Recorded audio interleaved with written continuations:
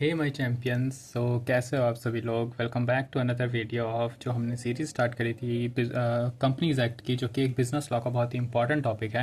And हम ये exam revision type में कर रहे हैं, जिसमें मैं आपको एक छोटे थोड़े बहुत नोट्स देने वाला हूँ, जो कि आप क्या यूज़ कर सकते हो अपने एग्ज़ाम में। ये वाले कीवर्ड्स यूज़ कर सकते हो, सो दैट कि आप अपना आंसर राइटिंग की थोड़ी प्रैक्टिस हो जाए आपकी, एंड सेंटेंस फ्रेम कर पाओ इससे अच्छे से।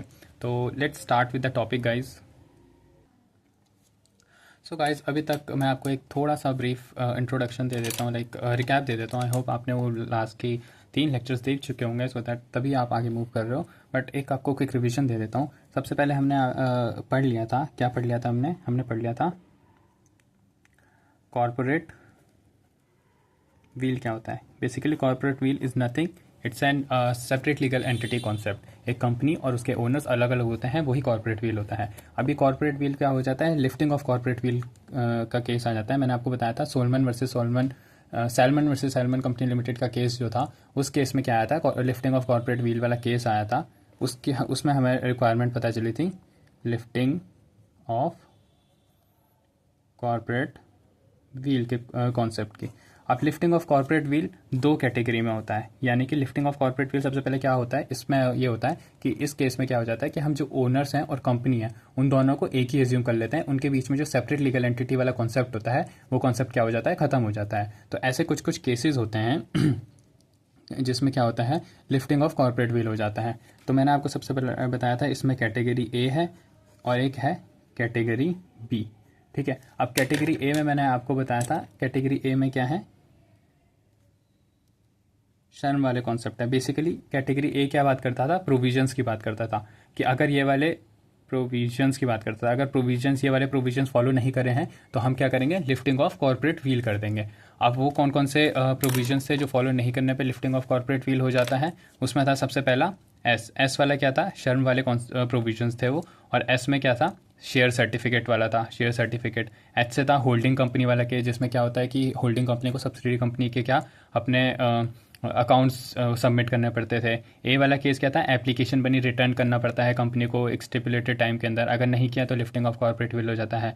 आर था हमारा रिडक्शन ऑफ मेंबरशिप, अगर minimum number of members company के मिनिमम स्टैट्यूटरी लिमिट से कम हो जाते हैं तो क्या हो जाता है, लिफ्टिंग ऑफ कॉर्पोरेट विल हो जाता है। एम से था miss representation in prospectus, prospectus में अगर मिस रिप्रेजेंटेशन होगी तो क्या हो जाएगा, लिफ्टिंग ऑफ कॉर्पोरेट विल हो जाएगा। तो ये सारे कॉन्सेप्ट हम क्या थे, कर चुके थे। अब हमें जाना था कैटेगरी बी पे, तो हम डायरेक्ट कैटेगरी बी पे जंप करेंगे। तो आपको तो इसका नाम पता था ना, कैटेगरी का ए का नाम मैंने लास्ट लेक्चर में करवाया, इसका नाम क्या था, स्टैच्यूटरी प्रोविजंस, एंड इसका नाम था जुडिशियल इंटरप्रिटेशन। अब जुडिशियल इंटरप्रिटेशन, अब डायरेक्ट कैटेगरी बी पे जंप करते हैं। सबसे पहले टॉपिक की हेडिंग लिख लेते हैं, कैटेगरी बी, जिसका नाम है जुडिशियल इंटरप्रिटेशन। तो बेसिकली जुडिशियल इंटरप्रिटेशन में क्या है, हमें कुछ केस लॉज पढ़ने हैं।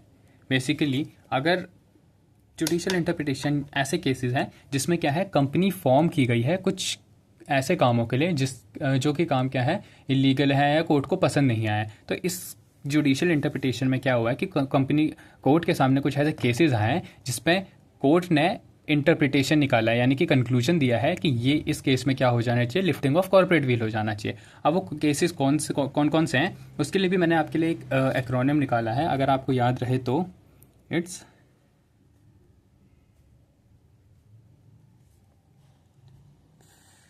फेटल। अब आप इसको फेटल का मतलब नहीं बताया तो it's something related to foetus, like unborn baby होता है ना, उससे रिलेटेड होता है, बट वो इंपॉर्टेंट नहीं है। तो आपको ये वर्ड याद रहेगा। तो लास्ट टाइम हमने शर्म वाला कॉन्सेप्ट पढ़ा था कि शर्म वाले प्रोविजंस थे जिसमें क्या हो जाता था, लिफ्टिंग ऑफ कॉर्पोरेट विल हो जाता था। अब जुडिशियल इंटरप्रिटेशन में ऐसे कुछ केसेस हैं, इसमें हमको हर एक पॉइंट में केस लॉज पढ़ने हैं, उस केस लॉ की इन्फॉर्मेशन हमारे पास होनी चाहिए। अब एफ से क्या आता है, अब सबसे पहले स्टार्ट करते हैं एफ से। तो सबसे पहला पॉइंट आता है हमारा एफ से, हम इसको डाल देते हैं इनकॉर्पोरेशन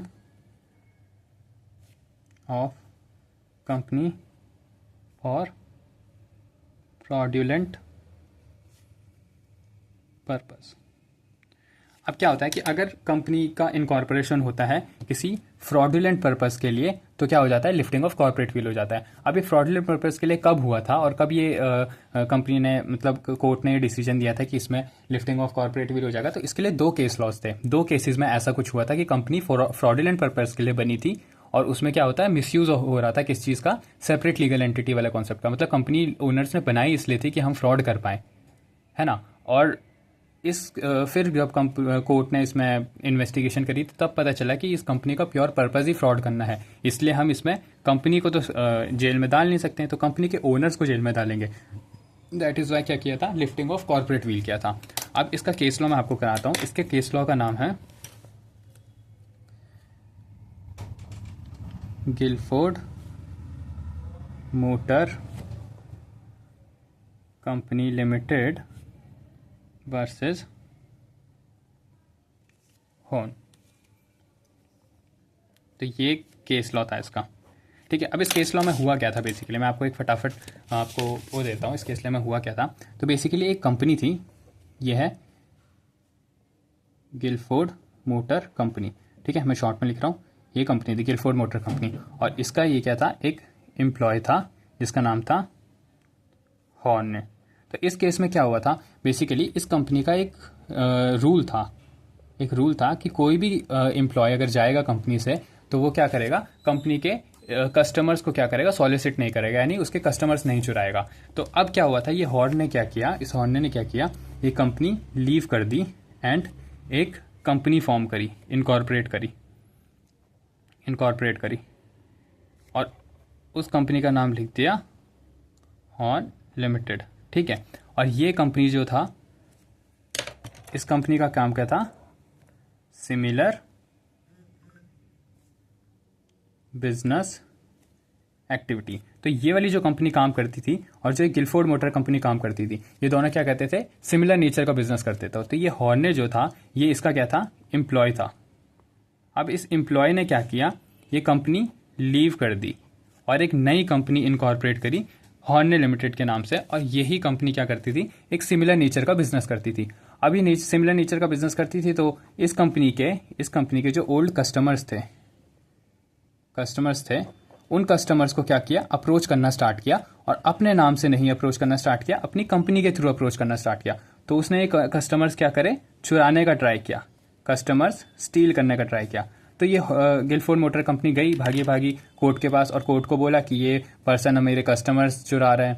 तो ये हॉर्न का एक अपना डिफेंस में इसका कहना था कि क्या है कि मेरे में एंड जो हॉर्न कंपनी लिमिटेड है, इसको ऐसे मान लो, इसमें क्या है, एक सेपरेट लीगल एंटिटी का कॉन्सेप्ट है, यानी कि कंपनी अपने आप में अलग है और मैं अपने आप में अलग हूं। तो जो ये कस्टमर्स कंपनी लेकर के आई है, ये कस्टमर्स जो आए हैं, ये कस्टमर्स कंपनी के हैं, मेरे नहीं है, तो I am not responsible for this.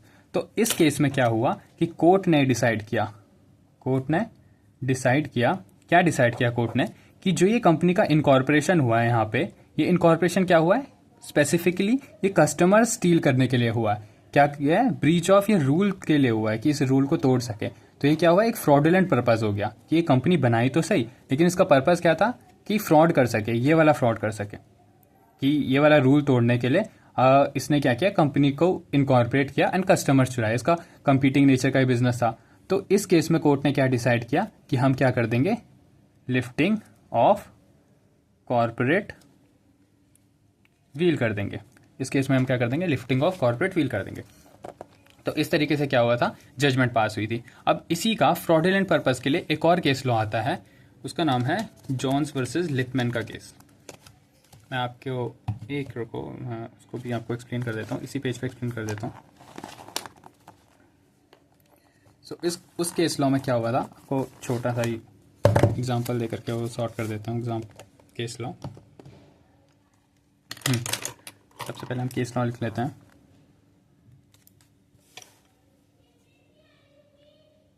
Jones versus Lipman, बहुत ही छोटा केस लॉ है, इसमें कुछ नहीं हुआ था। ये जॉन्स है, इसने लिपमैन को क्या किया था, एक लैंड सेल करने की बात करी थी, एक लैंड बेचने की बात करी थी। अभी जोन्स का क्या है कि इसने एक कंपनी बना दी और जो लैंड थी वो यहाँ इस कंपनी को ट्रांसफ़र कर दी। तो जब लिपमैन गया जोन्स के पास कि भाई मेरे को लैंड दे दो, तो ये लिपमैन ने क्या कहा कि वो लैंड तो मैंने ट्रांसफ़र कर दी कंपनी को। तो अब जोन्स ये अपने उसमें लिपमैन कहता है कोर्ट के पास जाकर के कि ये क्या है, ब्रीच ऑफ कॉन्ट्रैक्ट है, यानी इस जोन्स ने क्या किया, ये जो इनके बीच में कॉन्ट्रैक्ट हुआ था उसको ब्रीच कर दिया है। पर जोन्स सेड कि ये तो सेपरेट लीगल एंटिटी वाला कॉन्सेप्ट है, कंपनी अलग है एंड मैं अलग हूँ, तो मुझे क्या करना चाहिए, मेरे को इसमें सज़ा नहीं होनी चाहिए, मैंने कुछ भी नहीं किया गलत। बट इस केस में कोर्ट ने फिर ये डिसाइड किया था कि जो एक कंपनी फॉर्म हुई थी, ये कंपनी इनकॉर्पोरेट हुई थी, वो एक फ्रॉडुलेंट पर्पज़ के लिए हुई थी। किसके लिए, कि ये कॉन्ट्रैक्ट को ब्रीच कराया जा सके।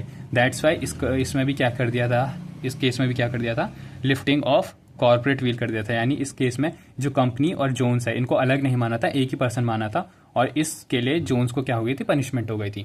तो यही था केस। इस केस में हमने क्या पढ़ा गाइस, इस केस में हमने पढ़ा कि अगर कंपनी फ्रॉडुलेंट पर्पस के लिए इनकॉर्पोरेट की जाती है तो क्या हो जाता है, लिफ्टिंग ऑफ कॉर्पोरेट व्हील हो जाता है। अब जब भी आप ये केस लॉ लिखोगे तो ये सबसे पहले लिखोगे कि incorporation of a company for fraudulent purpose, यानी कि अगर कंपनी फ्रॉडुलेंट पर्पस के लिए इनकॉर्पोरेट की जाएगी तो लिफ्टिंग ऑफ कॉर्पोरेट व्हील हो जाएगा। एंड उसके लिए लिखोगे in case of Guilford motor company versus Horne का केस, और फिर उस केस को एक प्रॉपर सी अच्छी सी स्टोरी के साथ आप क्या करोगे, इसको एक्सप्लेन करोगे। यही केस है, इसको ही आप अगर एक्सप्लेन कर दोगे तो इंग्लिश में आपकी उस पर डिपेंड करता है कि आप कितने अच्छे से आंसर राइटिंग कर सकते हो, तो उस बेस पे आपको क्या मार्क्स मिल जाएंगे। एंड ट्रस्ट मी गाइस, मेरे अटेम्प्ट में इस पे क्वेश्चन बना था तो मैंने सारे ये चीज़ें लिखी थी, पॉइंट्स लिखे थे, एंड मेरे उसमें ज़्यादा मार्क्स का नहीं आया था।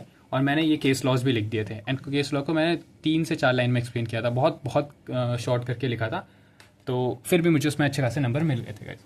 तो सबसे पहला मैंने आपको बताया ना कि जुडिशियल इंटरप्रिटेशन में क्या था, कुछ ऐसे पर्पज़ हैं जिसके लिए क्या है, कंपनी को इनकॉर्पोरेट किया गया है और उसमें क्या किया गया, लिफ्टिंग ऑफ कॉर्पोरेट व्हील किया गया है। तो सबसे पहले एफ क्या था, फ्रॉडुलेंट एक्टिविटी। अब हम जाते हैं ई पे, नेक्स्ट पेज पे चलते हैं guys.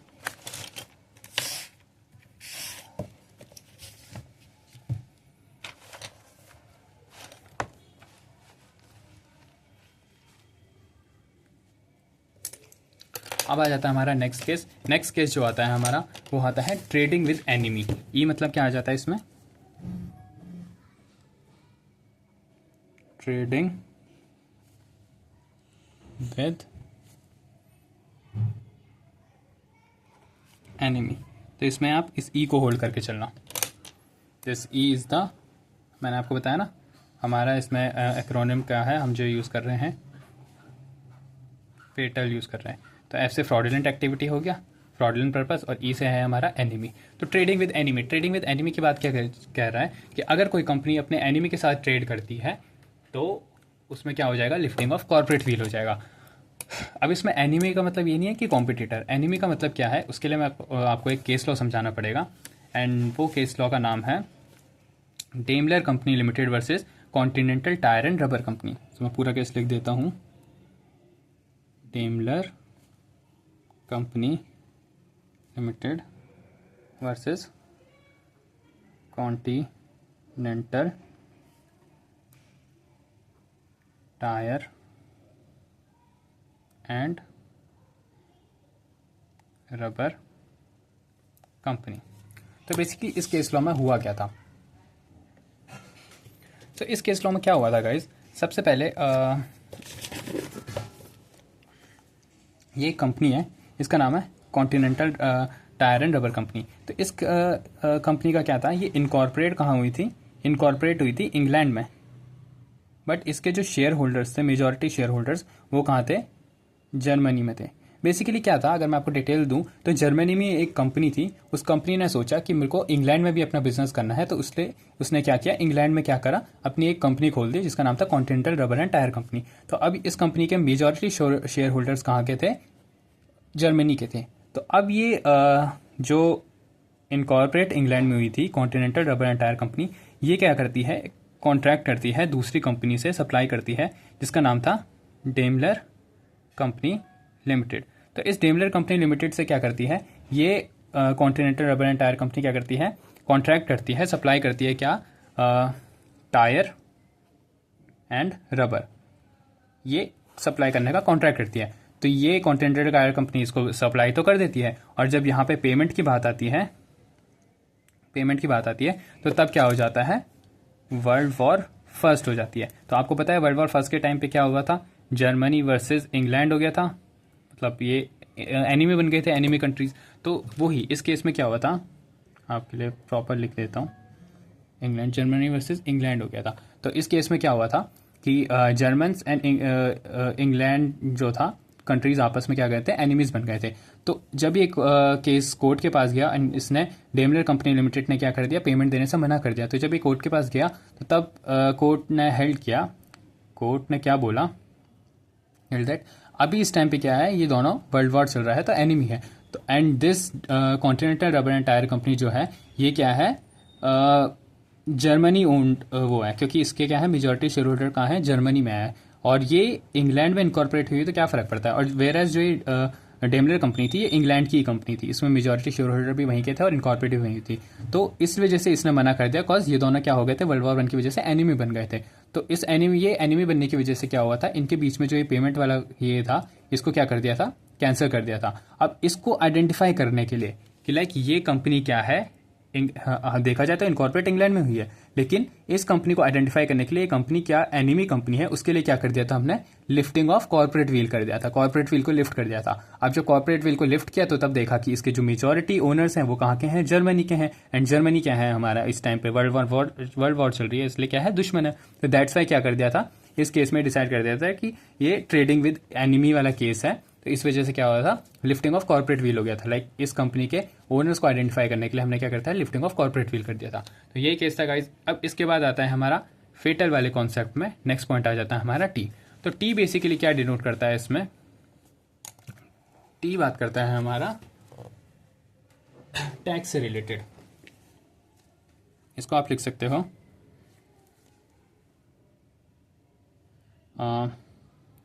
Incorporation of company for evasion of tax, या फिर टैक्स इवेजन लिख सकते हो, इवेजन ऑफ टैक्स या फिर टैक्स इवेजन लिख सकते हो। तो अब क्या था कि इसमें एक कंपनी बनाई गई थी किस पर्पज़ के लिए, टैक्स इवेड करने के लिए। अब ये टैक्स इवेड करने के लिए भी कंपनी बनाई गई थी, इसका भी एक केस लॉ होगा। तो वो केस लॉ क्या था, वही केस लॉ डिस्कस कर रहे हैं। मैं उस केस लॉ का नाम लिख लेता हूँ। इस केस लॉ का नाम था सर टेंशॉ मानेकजी पिटीशन। टेंशॉ मानेकजी पेटेंट। ओके गाइस, तो ये केस लॉ था। अब इस केस लॉ में क्या हुआ था, मैं आपको एक शॉर्ट मैं बताऊं जल्दी में।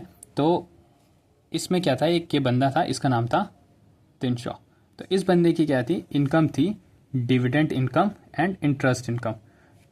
सो सपोज कर लो इस केस में मान करके चलो कि 10 लाख थी उसकी डिविडेंड इनकम। तो उस टाइम पे एक लॉ था कि आपकी 2 लाख तक एग्जाम्प्ट क्या होगी, एग्जाम्प्ट होगी, एंड बचे हुए 8 लाख हम अज्यूम कर लेते हैं कि 8 लाख रुपीज़ क्या होगी, ये थी टैक्सेबल, टैक्स वाली इनकम थी। तो अब ये टेंशॉ मानेकजी क्या करता है, इस 8 लाख पे इसको टैक्स देना पड़ रहा था। तो इसने सोचा कि यार मैं टैक्स को कैसे इवेट करूँ, टैक्स से कैसे बचूँ। तो इस टेंशॉ ने क्या किया, अपने नाम पे 4 क्या कर ली, प्राइवेट कंपनी खोल ली, प्राइवेट कंपनी। इसका कंपनी 1 नाम दे दो, 2 दे दो, private company 3 and private company 4। अब अपनी जो डिविडेंड और इंटरेस्ट रिसीव हो रहा था ये ऑब्वियसली किसी इन्वेस्टमेंट के अगेंस्ट में हो रहा होगा। तो इसने कहीं इन्वेस्ट किया होगा तभी इसको जाकर के डिविडेंड आ रहा होगा, और कहीं इन्वेस्ट किया होगा तभी जाकर इसको इंटरेस्ट आ रहा होगा, है ना गाइस। तो उसने अपनी इस इन्वेस्टमेंट को क्या किया, इन चारों कंपनी में इक्वली डिवाइड कर दिया। एक ऐसे डिवाइड कर दिया कि इनकी जो इनकम होगी, अब जो ये इन्वेस्टमेंट थी ये इसने क्या किया, टेंशॉ ने इन कंपनीज में क्या कर दी, ट्रांसफ़र कर दी। अब जो भी इसमें ट्रांसफ़र करने के बाद जो इन्वेस्टमेंट जो भी पैसा आएगा वो क्या होगा, कंपनी की इनकम होगी। क्या होगी, कंपनी की इनकम होगी।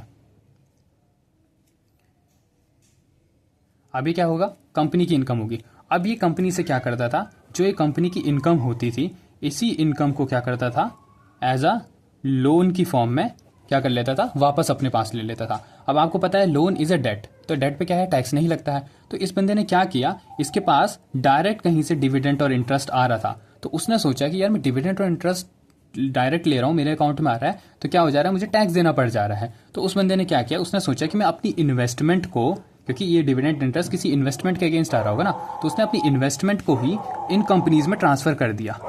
अब वो इन्वेस्टमेंट क्या है, इस पर्सन की नहीं रह गई, वो इन्वेस्टमेंट हो गई इन कंपनीज की।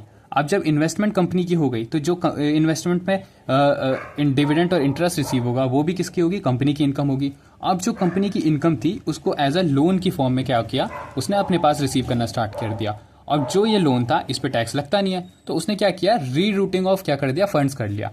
रीरूटिंग कैसे, कि उसको डायरेक्ट कहीं से डिविडेंड इंटरेस्ट आ रहा था, अब उसने उस डिविडेंड इंटरेस्ट को पहले कंपनीज में डाला, फिर कंपनीज से क्या कर दिया, लोन की फॉर्म में रेज कर लिया। तो this is called rerouting of funds. तो इस जिनसॉ मानिक जी ने ये केस किया था। और जब मतलब ऐसा उसने क्या किया था, टैक्स इवेजन का तरीका अपनाया था। तो जब प्रॉपर इंक्वायरी हुई, तब देखा गया कि यार इन कंपनीज का क्या कुछ काम भी नहीं है, बिजनेस एक्टिविटी नहीं है, ये सिर्फ क्या कर रही है, इन्हीं डिविडेंड और इंटरेस्ट पे चल रही है, ठीक है। और वही अमाउंट किसको, लोन को फॉर्म में दे रही है दिनशॉ को, और दिनशॉ ये लोन को रिपे भी नहीं कर रहा है। तो तब जाकर के पता चला कि यार जो ये कंपनीज हैं और जो ये दिनशॉ मानिक जी है, इनके बीच में क्या है, जो ये लिफ्ट वो है, सेपरेट लीगल एंटिटी का कंसेप्ट है, जो कि कॉर्पोरेट व्हील है, उसको क्या कर देना चाहिए, लिफ्ट कर देना चाहिए। क्योंकि दिनशॉ मानिक जी क्या कर रहा है, टैक्स इविजन के लिए कंपनीज बनाई है। ये कंपनीज क्या है, टैक्स इविजन के लिए बनाई गई है, इन कंपनीज का और कोई पर्पज नहीं है। तो इस केस में क्या हो गया था, लिफ्टिंग ऑफ कॉर्पोरेट व्हील हो गया था। तो बस ये केस था गाइस। इसमें क्या हुआ था, ये टैक्स याद रखना। तो हम जो एक्रोनिम से चल रहे हैं, एफ से क्या था, फ्रॉडलेंट एक्टिविटी, ई से क्या था हमारा, ट्रेडिंग विद एनिमी, टी से क्या था, टैक्स, तो इवेजन ऑफ टैक्स। अब हमारे 2 पॉइंट बचते हैं, A and L. Yes guys, तो इस केस में क्या हुआ था, ये हमारा कौन सा पार्ट है, फर्स्ट सेकंड थर्ड यानी फोर्थ वाला पॉइंट होगा हमारा। हाँ, तो इसमें क्या होता है, companies form other companies to act as their agent. इसमें ये एजेंट याद रखना। तो इसमें बेसिकली केस लॉ भी इस एजेंट के ऊपर आया था। तो इसका मतलब अगर मैं इसी स्टेटमेंट से आपको मतलब बताऊं, तो इसमें क्या होता है कि कंपनी क्या करती है, अदर कंपनीज को बनाती हैं, क्या करने के लिए, ताकि वो उसके एजेंट की तरह, जो अदर कंपनीज बनाई हैं, इन अदर कंपनीज का एजेंट की तरह क्या कर सके, ये कंपनीज एक्ट कर सके।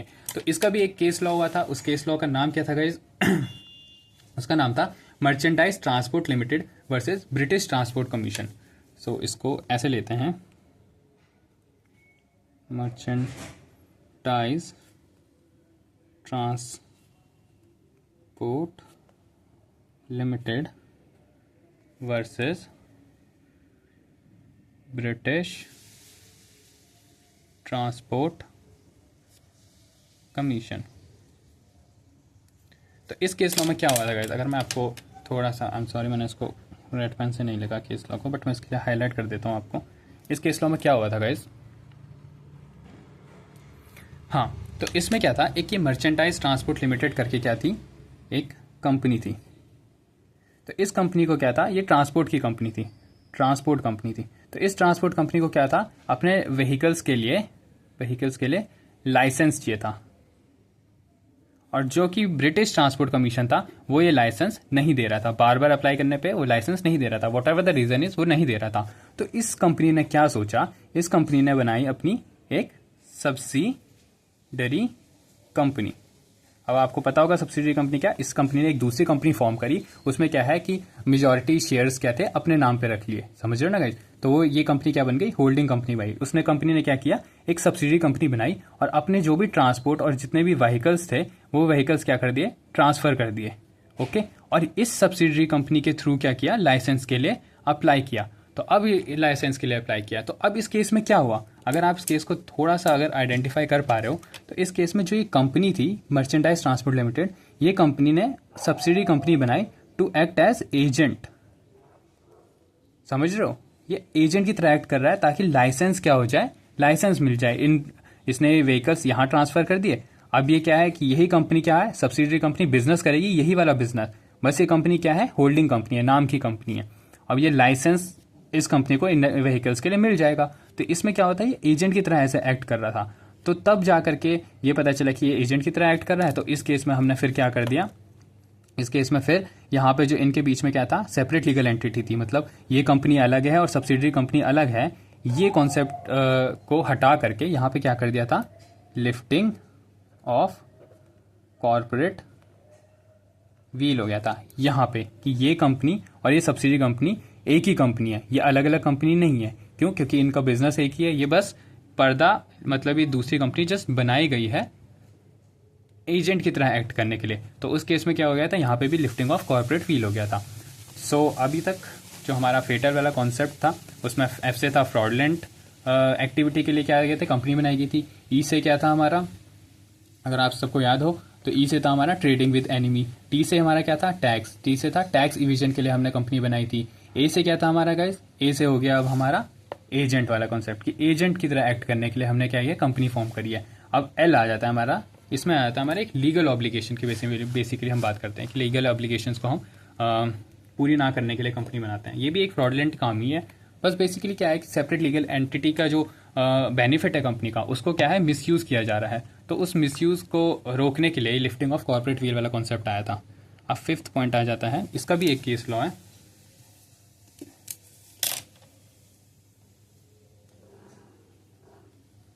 इसका नाम दे दो टू अवॉइड लीगल ऑब्लिगेशन। इसका भी क्या था, एक केस लॉ था और उसका नाम था workman of associate rubber industry, यहाँ पे लिमिटेड है, versus associate rubber industry.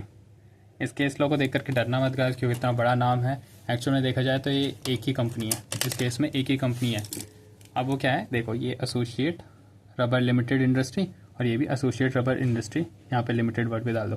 Basically क्या है, वर्कमैन, इस कंपनी के वर्कमैन और इस कंपनी के बीच में क्या था, एक केस हुआ था। तो बेसिकली क्या था इस केस में ये जो एसोसिएट, यहाँ पे बना लेते हैं इसको, ये जो एसोसिएट रबर कंपनी थी, ये एसोसिएट रबर कंपनी का क्या था, कुछ इन्वेस्टमेंट्स थी। उन इन्वेस्टमेंट्स में से क्या इसको मिलता था, डिविडेंड मिलता था, डिविडेंड। अभी इस डिविडेंड को क्या करते थे, पीएनएल में क्या करते थे, क्रेडिट करते थे, ठीक है। और कंपनी की पॉलिसी थी कि इसी डिविडेंड से क्या दिया जाएगा, इस डिविडेंड से क्या दिया जाएगा, वर्कमैन को बोनस दिया जाएगा। You getting it? ये था कि ये एसोसिएट रबर कंपनी जो थी, इस कंपनी का क्या था,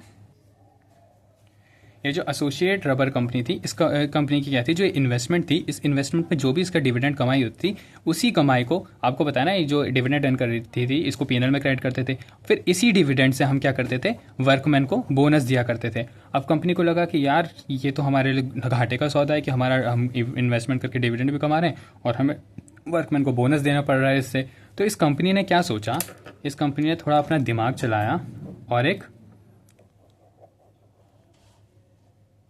सब्सिडरी कंपनी या फिर एक कंपनी समझ लो, एक कंपनी थी, उसके क्या कर लिए, शेयर्स एक्वायर कर लिए, ठीक है। और जो ये इन्वेस्टमेंट थी ये यहाँ पे क्या कर दी, उसने ट्रांसफ़र कर दी।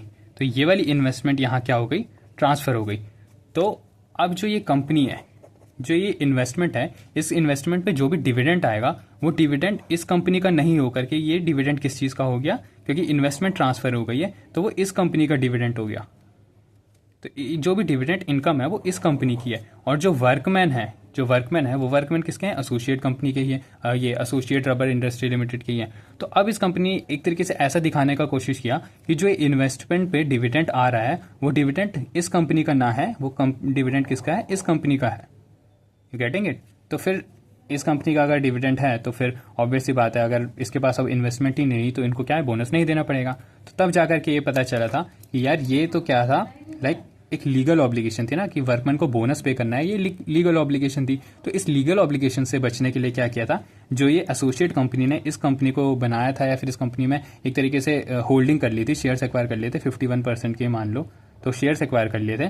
तो उस केस में इन दोनों के बीच में क्या थी, ये सेपरेट लीगल एंटिटी थी, क्योंकि हम ये मान रहे थे ये अलग कंपनी है और ये अलग कंपनी है। लेकिन जब पता चला कि ये कंपनी सिर्फ बनाई ही इसलिए गई है ताकि क्या कर सके, ये जो डिविडेंड है और इस डिविडेंड से जो ये बोनस पे करना पड़ रहा है, ये वाली ऑब्लिगेशन को हटाया जा सके, इस वजह से क्या हुआ था, ये कंपनी बनी थी। तब जाकर के इन दोनों के बीच में जो सेपरेट लीगल एंटिटी थी वो हटा दिया था और यहाँ पे क्या कर दिया था हमने, लिफ्टिंग ऑफ कॉर्पोरेट व्हील कर दिया था। तो आई होप आपको ये वाला केस भी समझ आ गया होगा। तो अभी तक हमने कितने केसेस पढ़े, 5 थे, लेकिन पहले वाले केस में क्या थे, फ्रॉडलेंट एक्टिविटी के 2 केस लॉ पढ़े थे हमने, जिसमें एक था गिलफोर्ड मोटर कंपनी वाला केस और एक था जॉन्स वर्सेस लिपमैन वाला केस। तो हमने टोटल कितने 6 केस लॉस पढ़े हैं इसके गाइज। एक आपको क्विक रिवीजन दे देता हूँ इस टॉपिक की। सो गाइज अभी तक आपको मैं एक बार प्रॉपर बता देता हूँ कंपनीज एक्ट में क्या क्या टॉपिक हैं और क्या हम कर चुके हैं। तो मैं पहले भी आपके साथ ये चीज़ डिस्कस कर चुका हूँ। तो कंपनीज एक्ट में हमने अभी तक कंपनीज की डेफिनेशन कर ली है एंड फीचर्स ऑफ कंपनी कर लिया है, और एक और इम्पॉर्टेंट टॉपिक हमने जो कवर कर लिया है वो है कॉर्पोरेट फील वाला कॉन्सेप्ट। अब आपको अगर मैं एक थोड़ा सा रिवीजन दूँ इसके कॉर्पोरेट फील वाले टॉपिक की, तो कॉर्पोरेट फील बेसिकली क्या होता है, कॉर्पोरेट फील एक कॉन्सेप्ट है जो कि सेपरेट लीगल एंटिटी जो हमारी कंपनी का एक फीचर है, उसी को एक तरीके से क्या कहते हैं, कॉर्पोरेट व्हील कहते हैं। तो कुछ ऐसे केसेस हुए हैं जिसमें हमें क्या है, कॉर्पोरेट व्हील को लिफ्ट करना पड़ गया है, which is called as lifting of corporate veil. Lifting of corporate veil case वाला हुआ है। अब लिफ्टिंग ऑफ कॉर्पोरेट व्हील में क्या हो जाता है, बेसिकली कंपनी के ओनर्स और कंपनी को हम एक ही एज्यूम कर लेते हैं, और इसकी हमने 2 कैटेगरी पढ़ी, category A and category B.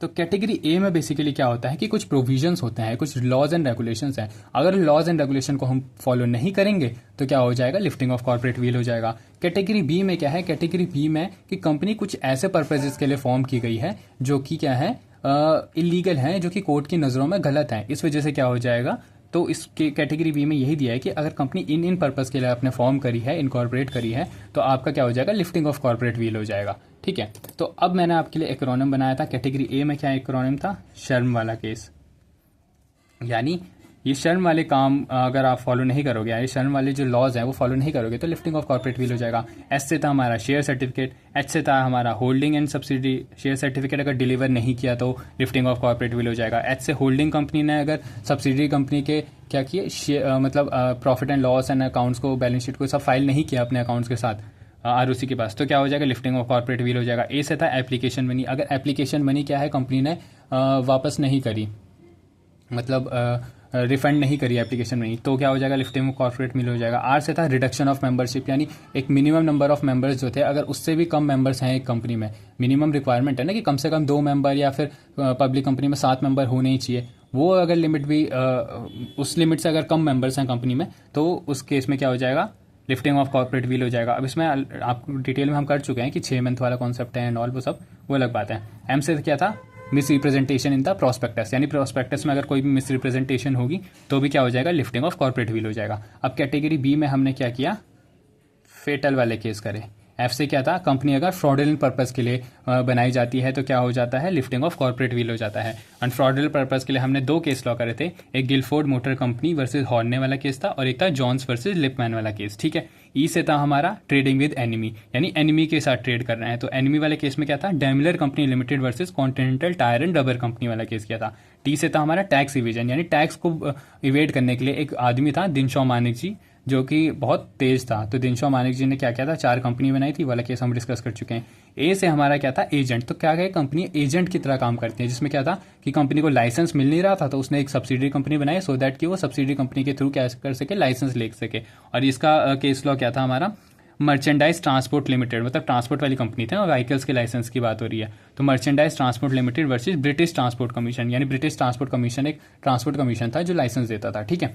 अब एल वाला केस क्या था हमारा, कोई अवॉइडेंस ऑफ लीगल ऑब्लिगेशन थी, कोई लीगल ऑब्लिगेशन को अवॉइड करने के लिए। अब लीगल ऑब्लिगेशन क्या थी कि वर्कमैन को हमें बोनस देना था, तो वर्कमैन बोनस वाला कौन सा केस था हमारा, workman of associate rubber industry versus associate rubber industry. यानी इसमें आपको वर्क लीगल वाले कॉन्सेप्ट में, लीगल एसोसिएशन मतलब लीगल ऑब्लिगेशन वाले कॉन्सेप्ट में आपको सिर्फ इतना याद रखना है कि एक कंपनी है जिसका नाम है एसोसिएट रबर इंडस्ट्री। तो इस इंडस्ट्री के और इसके वर्कमैन ऑफ यही वाला दोबारा लिख देना आप, ठीक है, वर्कमैन ऑफ रबर इंडस्ट्री। तो ये वाला केस लॉ था। तो अभी तक हम ये केस डिस्कस कर चुके हैं। ये हमारे जो लिफ्टिंग ऑफ कॉर्पोरेट व्हील वाला कॉन्सेप्ट है जो कि बहुत इंपॉर्टेंट है, मेरे अटेम्प्ट में भी आया था गाइस, तो आप इसको करके जाना, ये हम डिस्कस कर चुके हैं। फिर अगर हमारा नेक्स्ट टॉपिक बचा है वो है incorporation of company, then MOA and AOA, then एक डॉक्ट्रीन वाला कॉन्सेप्ट है जिसमें 3 डॉक्ट्रीन्स है हमारी, ultra vires, indoor management and constructive notice, और एक लास्ट आ जाता है हमारा टाइप्स ऑफ कंपनी। तो ये बहुत ही इजी टॉपिक है, इनकॉर्पोरेशन भी बहुत इजी टॉपिक है। MO एंड AO वैसे बहुत डिटेल कॉन्सेप्ट है, लेकिन क्या है कि फाउंडेशन में बहुत कम दिया गया है, इसलिए ये भी इजीली हो जाएगा। तो मोस्ट प्रॉब्ली 5 से 6 वीडियोज़ में आई गेस हम ये सारे टॉपिक्स कवर कर लेंगे। सो आई होप गाइज आपको वीडियो पसंद आएगी। आपको जो भी आपके डाउट्स हैं या फिर आपके रिकमेंडेशंस हैं, प्लीज़ आप कमेंट सेक्शन में मुझे बताएं, एंड आई होप कि मैं उनको इम्प्रूव कर सकूं। Thank you so much guys.